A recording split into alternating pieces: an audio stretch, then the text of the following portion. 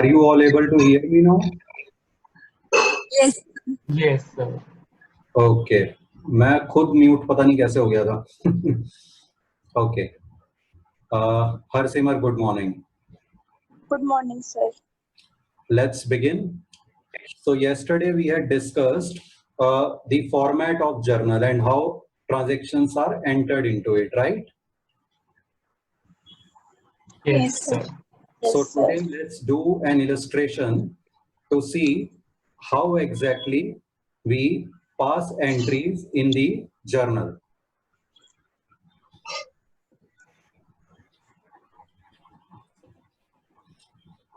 Can you see these two screens? Illustration is there on the left hand side. Yes, sir. Yes, Yes. sir. Okay, and solution we will see on the right hand side. First, okay, read out the question. Who will read? Harsimar, padho question padho. April 1, 2020, started business with cash 5 lakh, bank 55 lakh. Okay, so which accounts are involved in this? Cash, bank and capital. Very good. Cash तो किस type का account है और हमने उसे क्या करना है, डेबिट या क्रेडिट? सर कैश डेबिट होगा, रियल अकाउंट है. कैश डेबिट होगा, right. Cash account debit with 5 lakh rupees. You see in the solution. Yes sir. Okay, next bank account. Romil, किस टाइप का अकाउंट है और क्या करेंगे इसे?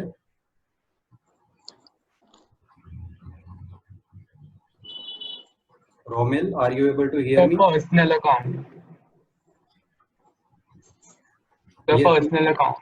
Personal account. तो बैंक रिसीवर है, गिवर है? The receiver. रिसीवर है, तो क्या करेंगे? The credit. नहीं, रिसीवर को डेबिट करते हैं. Debit the receiver, credit the giver. So bank account debit 55 lakh. Clear? Sir Yes. Credit क्यों होगा ये? हाँ जी. क्रेडिट क्यों होगा? बैंक में पैसे आ रहे हैं ना, तो बैंक का बैलेंस बढ़ रहा है, एसेट है, एसेट इंक्रीज, डेबिट. और अगर आप रियल पर्सनल के हिसाब से देखो तो बैंक पर्सनल अकाउंट है, रिसीवर है, बैंक में पैसे हमने जमा कराए बैंक के बिजनेस के बैंक अकाउंट में. So bank account debit. Clear?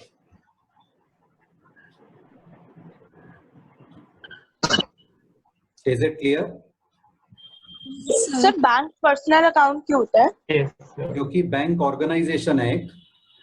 सारी ऑर्गेनाइजेशंस पर्सनल अकाउंट होती हैं. Okay sir. ठीक है. सर जो जैसे रियल अकाउंट होता है वो एसेट भी तो हम मान सकते हैं नहीं बैंक को. नहीं, all assets are not real accounts. Debtors भी एसेट है, डेटर कोई रियल अकाउंट थोड़ी है, पर्सनल है. Yes sir. ठीक है. All assets are not real accounts. Okay sir. All real accounts are assets, but all assets are not real accounts. Clear? Yes sir. Okay, तीसरा कौन सा अकाउंट है इसमें?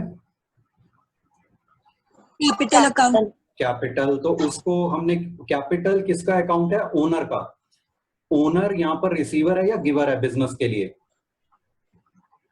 गिवर. गिवर. तो कैपिटल को क्या करना है? क्रेडिट. क्रेडिट. जब भी कोई इलस्ट्रेशन या क्वेश्चन हम क्लास में डिस्कस करेंगे, आपने साथ साथ नोटबुक में करते जानी है. इसके लिए मैंने आपको कहा था एक जर्नल का फुल पेज फॉर्मेट बना के रखने को. बनाया हुआ है आपने? Yes sir. तो जैसे जैसे हम एंट्री डिस्कस करते जा रहे हैं, साथ साथ अपनी नोटबुक में करते भी जाओ. ठीक है, all of you. So to capital account 60 lakh. उसके बाद हम लिख देंगे narration, cash and bank balance invested by proprietor. Clear?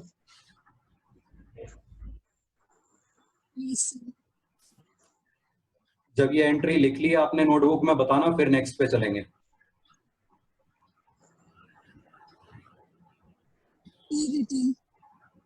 Return. Sir एक minute sir, wait for a minute. Try to write simultaneously as we are discussing, ताकि gap ना आए ज्यादा बीच में. Okay, second transaction. रोमिल पढ़ो.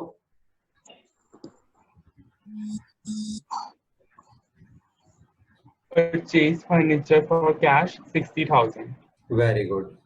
तो कौन से अकाउंट्स इन्वॉल्व हैं और डेबिट किसको? तो हर ट्रांजैक्शन में हमें तीन चीजें देखनी है। पहले सोचना है कौन कौन से अकाउंट इन्वॉल्व है, फिर देखना है वो किस टाइप के अकाउंट है, और उस टाइप के अकाउंट के रूल्स के हिसाब से किसको डेबिट करना है, किसको क्रेडिट करना है। Is this clear? Yes, Yes, sir. sir. तो अब इसमें रोमिल बताओ क्या एंट्री होनी चाहिए? Sir, cash account credit and cash purchase account account credit because cash is going out and and sir purchase account debit. तो पहले हम डेबिट वाला लिखते हैं, फर्नीचर अकाउंट डेबिट 60,000, ठीक है। और कैश को क्रेडिट करना है, so to cash account 60,000। Date column में हमने डेट लिख दी, पिछली ट्रांजैक्शन की भी लिखी थी, इसकी भी लिख दी, ठीक है। उसके बाद हम लिखेंगे narration, furniture purchased for cash. Clear? Yes. Date में पूरा लिखने की जरूरत नहीं है, 2020 अप्रैल 4। हर बार जरूरी नहीं है पूरा, एक बार ऊपर आपने लिख दिया। अब जब तक ईयर और मंथ सेम चल रहा है, no need to repeat it again. If you want you can. Okay sir. Return. Yes sir. Preshita next transaction पढ़ो। Cash withdrawn from bank 55,000, sorry paid into bank 50,000। Paid into bank 50,000, तो क्या entry होनी चाहिए इसकी? Sir bank account debit and to cash account. Bank account debit मतलब हमने cash को bank में डिपॉजिट करवा दिया है, तो बैंक बैलेंस बढ़ गया, डेबिट कर देंगे, राइट। और कैश का अमाउंट हमारा कम हो गया तो उसको क्रेडिट कर देंगे, टू कैश अकाउंट 50,000। नरेशन में आ गया cash deposited in bank. Clear? Yes sir. Harsimar, you want to say something? नहीं सर, वो मैं गलती से म्यूट हो गई थी। ओके। और भी किसी ने हैंड रेज किया था अभी बीच में, अब नहीं है। ओके। सर इसमें एक बार पेड इनटू बैंक में बताना, बैंक तो रिसीवर बनेगा ना? जी बिल्कुल, तो सर डेबिट, हाँ ठीक है, डेबिट का रिसीवर। ठीक है। Yes sir. चलो अब किसकी बारी है? अब प्राशिता की बारी है। प्राशिता पढ़ो नेक्स्ट ट्रांजैक्शन।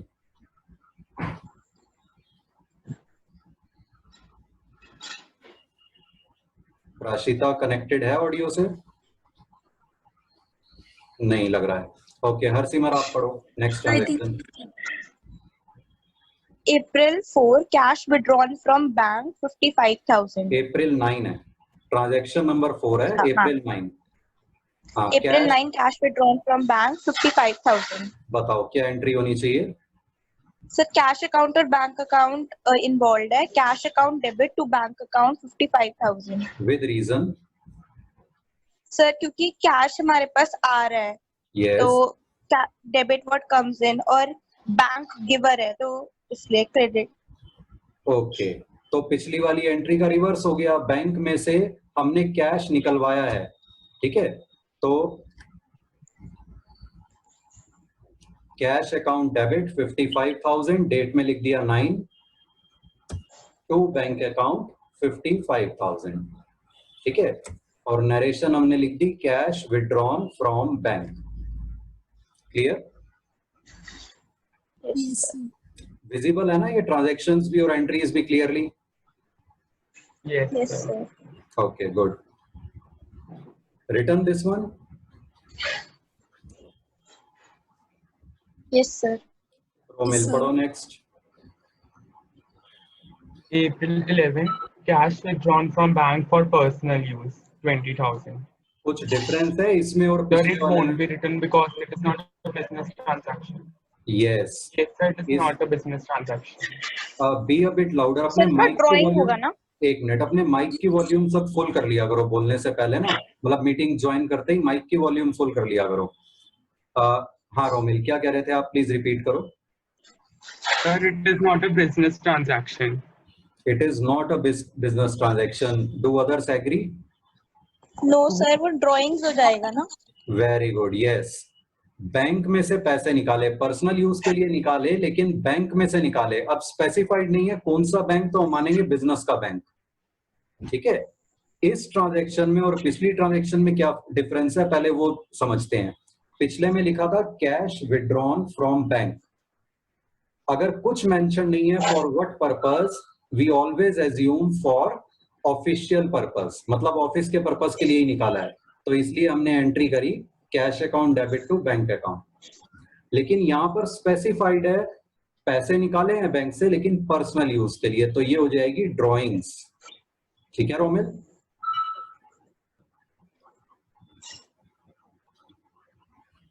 रोमिल अब एंट्री बोलो इसकी.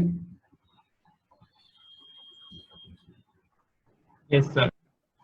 So cash account debit okay. and the to bank account credit. फिर तो वही एंट्री हो गई जो हमने पहले की थी. अगर हम कैश अकाउंट को डेबिट कर देंगे इसमें, इसका मतलब हमने ऑफिस के कैश में पैसे ये निकाले हैं. ऑफिस के कैश में नहीं निकाले, पर्सनल यूज के लिए निकाले हैं, तो इसमें कैश डेबिट नहीं होगा, ड्रॉइंग्स डेबिट होगा. क्योंकि ओनर बिजनेस के बैंक के पैसे पर्सनल यूज के लिए ले गया, तो ड्रॉइंग्स हो गई. Owner is the receiver.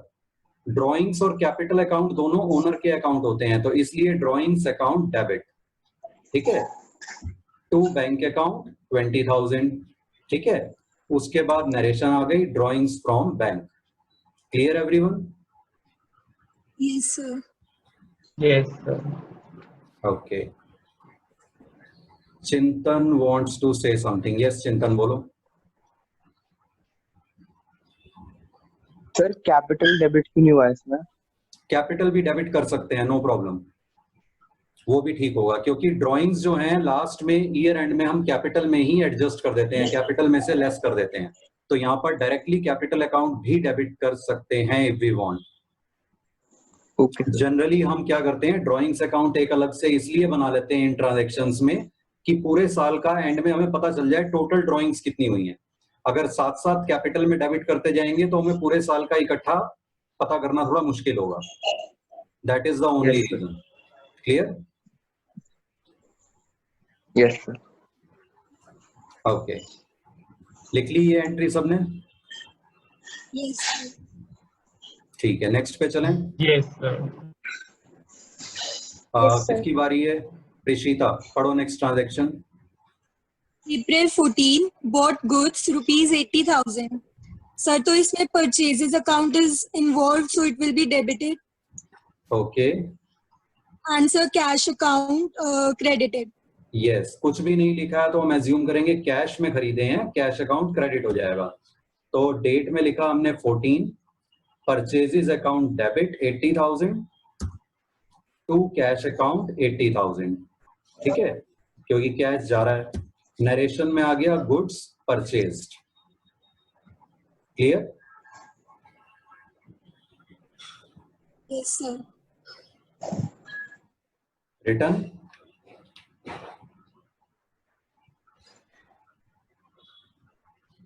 Yes, sir. Okay. Harsimar next पढ़ो ट्रांजैक्शन.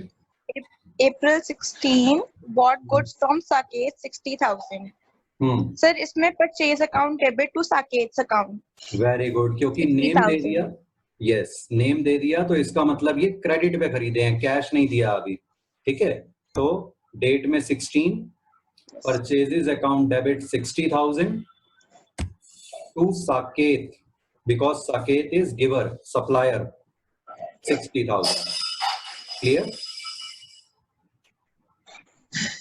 नरेशन में हमने लिख दिया goods purchased.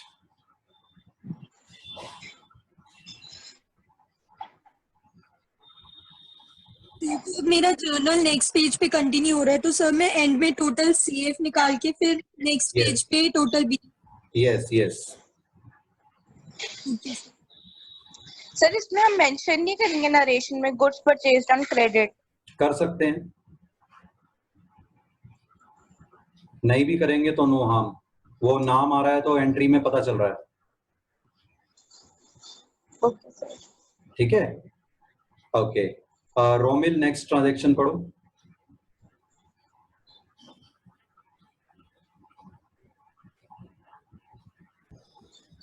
90,000. Again repeat.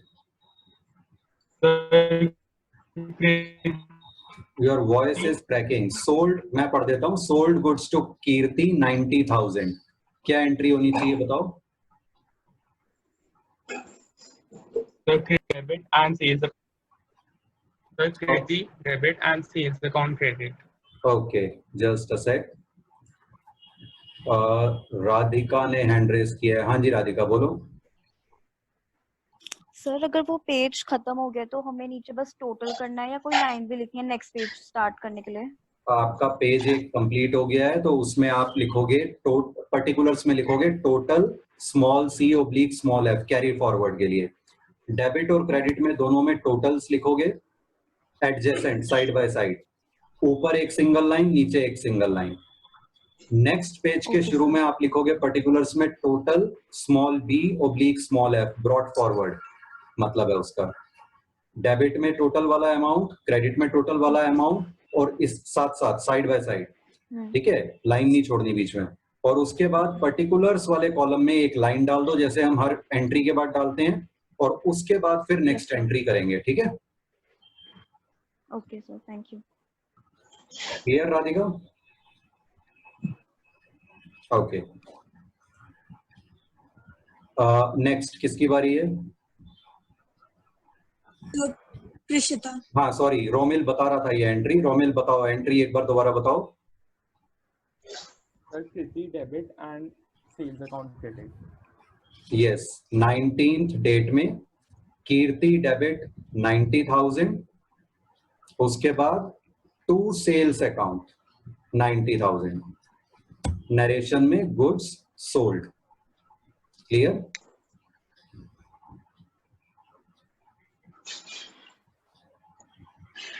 Return? Yes, sir. Yes. Rishita पढ़ो next. April 21 received cash from Kirti in full settlement 89,500. Yes, now it is interesting. In full settlement लिख दिया। Full settlement का मतलब होता है कि पूरा हिसाब क्लियर, मतलब हम उसका अकाउंट क्लोज कर रहे हैं। कीर्ति से हमने कितने रुपीस लेने थे? 90,000. 90,000। अभी हमने एंट्री करी क्रेडिट सेल वाली, तो 90,000 लेने थे, लेकिन 89,500 लेकर हमने उसका अकाउंट फुली सेटल कर दिया।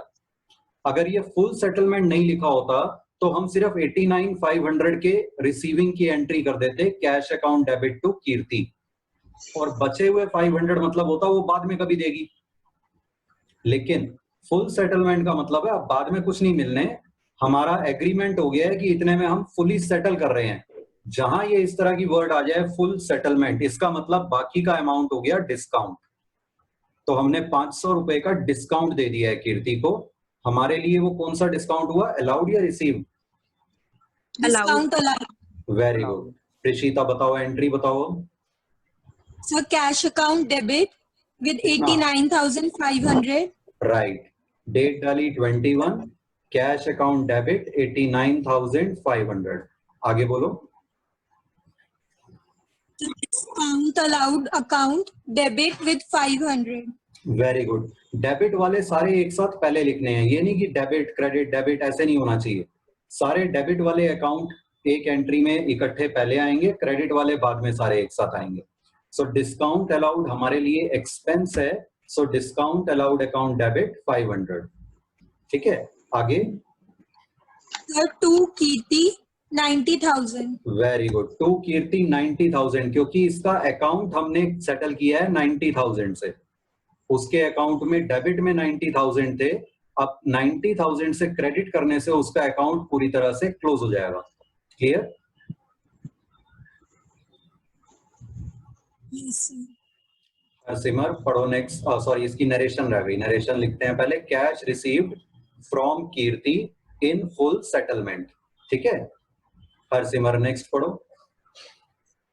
April 24 paid to Saket 30,000. Paid to Saket 30,000। Entry बताओ। Saket's account debit to cash account. अब देखो साकेत को हमने देने कितने थे? सर हमें साकेत को 60,000 देने थे। ठीक है, अब यहाँ पे फुल सेटलमेंट नहीं लिखा, इसका मतलब उस 60 में से 30,000 दे दिए, बाकी 30,000 इसका मतलब बाद में कभी देंगे। ठीक है, तो यहाँ पे अभी हमें डिस्काउंट की जरूरत नहीं है। एंट्री बताओ। Sir Saket's account debit to cash account. Very good. 24 लिखा डेट में, Saket debit 30,000 to cash account 30,000। Narration में paid to Saket. Clear? Yes, sir.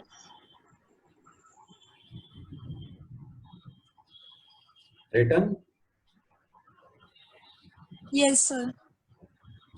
Romil पढ़ो next entry. 26 April, paid to Saket in full settlement 29,200.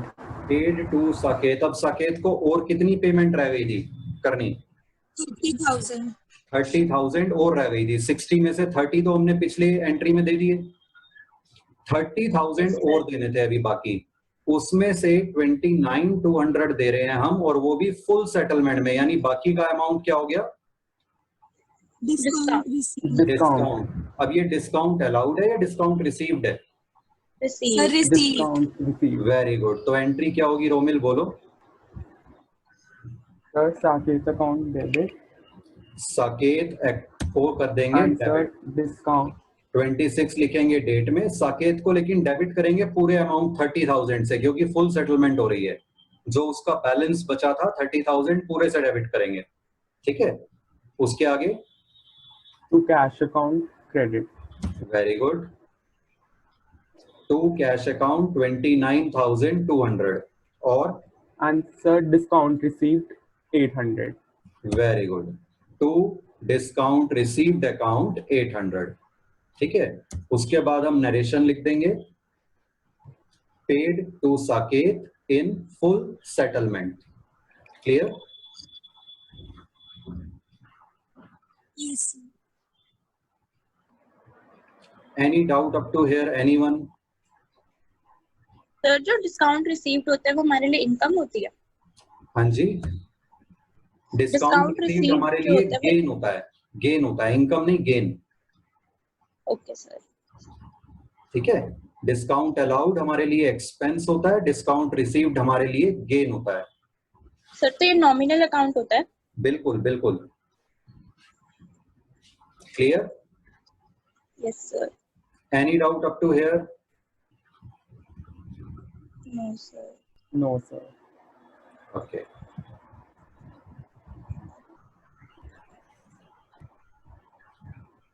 Now talking of discount. Discount generally questions में हमें दो तरह का discount दिया होता है, ट्रेड डिस्काउंट। अच्छा, एक काम और, जब आपका जर्नल पूरा कंप्लीट हो गया, ठीक है, तो उसके बाद टोटल लिखना है जर्नल का, जितनी भी एंट्रीज हैं उन सब का टोटल। और इस बार सीएफ या बीएफ नहीं लिखेंगे, सिर्फ पर्टिकुलर्स में लिखेंगे टोटल।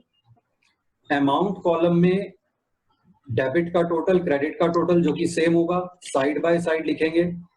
उसके ऊपर सिंगल लाइन और नीचे डबल लाइन लिखेंगे। अब की बार डबल लाइन का मतलब है कि ये फाइनल टोटल है। आई रिपीट, आप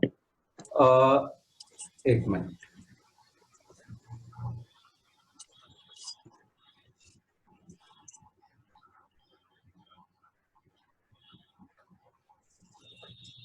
ये जो हमारा जर्नल खत्म हुआ, यहां पे आप क्या करोगे, पर्टिकुलर्स में लिखोगे टोटल, सिर्फ टोटल।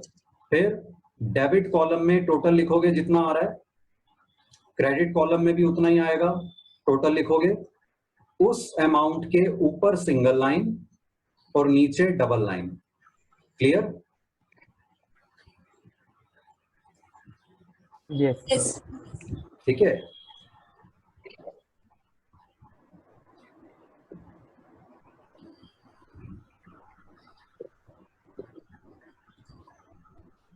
आपने टोटल कर लिया, कितना आ रहा है total? Sir, 65,65,000. Okay, let me show it here. आपने यहाँ पे लिखा टोटल, फिर आपने कितना कह रहे हो, 65 लाख 65,000. 65,000 यहाँ पर लिखा। ऐसे ही 65,65,000 आप लिखोगे क्रेडिट में, ठीक है। उसके नीचे आप डबल लाइन लगाओगे,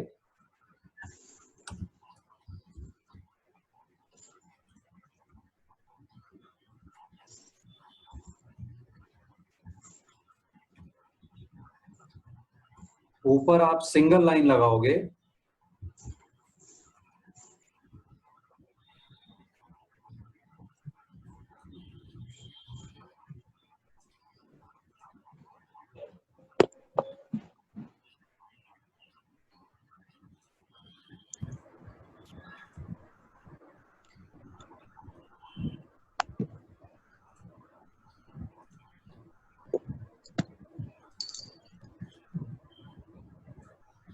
लाइक दिस, ठीक है। ऊपर सिंगल लाइन, नीचे double line.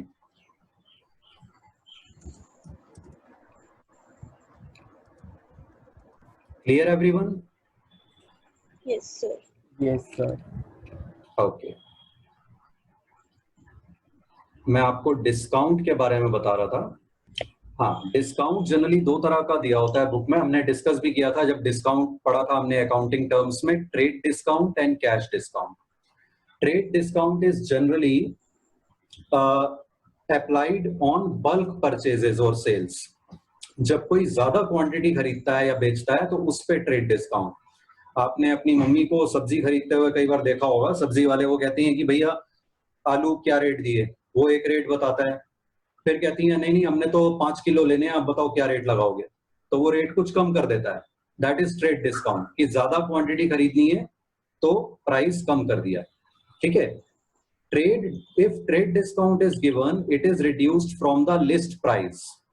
Suppose list price है 20,000 रुपए, उस पे 2,000 रुपए का डिस्काउंट मिल गया, तो अब कितना प्राइस पे करना है, 18,000। लेकिन ट्रेड डिस्काउंट को हम सेपरेटली जर्नल एंट्री में शो नहीं करते। सपोज 100 रुपए के गुड्स हमने खरीदे, ट्रेड डिस्काउंट है 10%, तो 10 रुपए डिस्काउंट हो गया, तो 90 रुपए हमने पे किए। तो परचेज अगर कर रहे हैं हम तो एंट्री हो जाएगी परचेज टू कैश 90, और अगर सेल कर रहे हैं तो एंट्री हो जाएगी cash to sale 90। Clear? Yes, sir. अगर कैश डिस्काउंट है, अगर क्वेश्चन में कुछ मेंशन नहीं होता तो हम उसे कैश डिस्काउंट ही मानते हैं, ट्रेड डिस्काउंट नहीं मानते। कैश डिस्काउंट को हम सेपरेटली एंट्री में दिखाते भी हैं।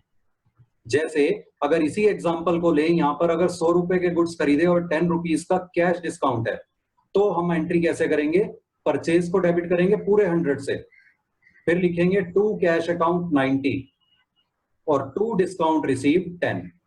ऐसे ही अगर सेल की एंट्री कर रहे हैं तो cash 90, discount allowed debit 10, to sales पूरा 100। तो कैश डिस्काउंट के केस में परचेज या सेल पूरे अमाउंट से डेबिट या क्रेडिट होगा, बाकी का अमाउंट कैश और डिस्काउंट में चला जाएगा। Is this clear? Yes, sir. Yes, sir. Okay, we stop here for today. Any doubts, anyone? You can click on raise hand.